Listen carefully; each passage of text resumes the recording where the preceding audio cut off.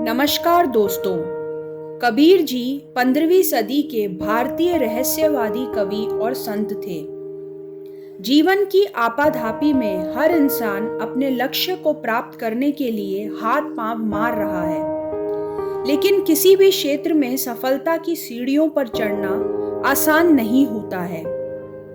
एक आम आदमी को समाज में आज जो भी समस्याएं या मुश्किलें दिखाई दे रही हैं, उनके बारे में संत कबीर ने बहुत पहले ही विस्तार से चर्चा कर दी थी। साथ ही उनके व्यवहारिक समाधान भी बताए थे। संत कबीर की दिव्य वाणी का प्रकाश आज भी हमें समस्याओं के अंधेरे से निकलकर समाधान के प्रकाश में ले जाता है। आइए जिंदगी को सही से जीना सीखने वाली ऐसे ही कबीर जी की कुछ दिव्य वाणी का सार जानते हैं। कबीर जी कहते हैं, जग में बैरी कोई नहीं, जो मन शीतल होए, यह आपा तो डाल दे, दया सर करे सब कोय। अर्थ, कबीर जी मन की पवित्रता पर ज्यादा जोर देते हैं। वे कहते हैं कि यदि आपका मन साफ और शीतल है तो संसार में कोई भी मनुष्य आपका दुश्मन नहीं हो सकता है। लेकिन अगर आप अपने अहंकार को नहीं छोड़ेंगे तो आपके बहुत से लोग दुश्मन बन जाएंगे। ऐसे में यदि आप समाज में खुश रहना चाहते हैं तो किसी को भी अपना दुश्मन ना बनाएं। सभी से प्रेम पूर्वक व्यवहार करें और सभी को अपना दोस्त बनाकर रहिए।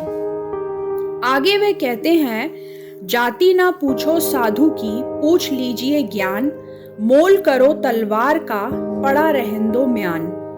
अर्थ, कबीर जी ने हमेशा ही जात पात का विरोध किया। उनका कहना था कि आप किसी से ज्ञान प्राप्त कर रहे हो तो उसकी जाति के बारे में ध्यान ना दो, क्योंकि उसका कोई महत्व नहीं होता है। बिल्कुल वैसे ही जैसे तलवार का महत्व उसे ढाकने वाले मयान से ज्यादा होता है। आगे वे कहते हैं, माला फेरत जुग गया, फिरा न मन का फेर, कर का मन का डारी दे, मन का फेर।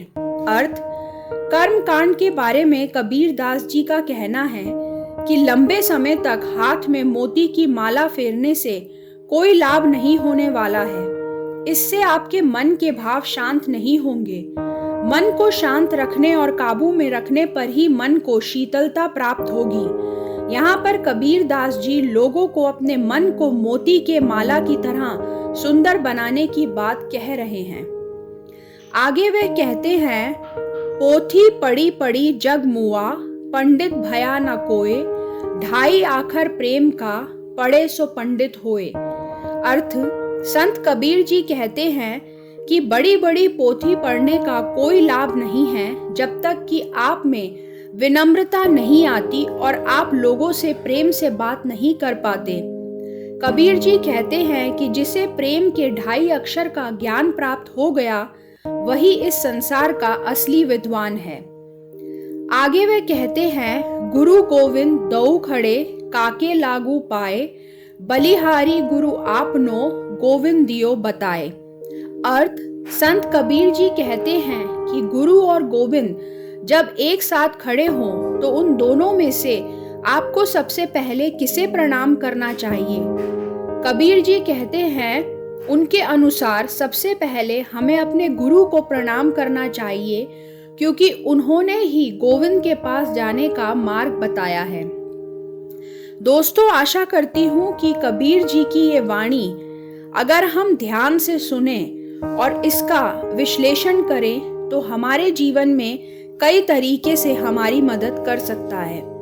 आशा करती हूँ ये वीडियो आपको पसंद आई होगी। अपने विचार मेरे साथ शेयर जरूर कीजिए। धन्यवाद। आपका दिन शुभ हो।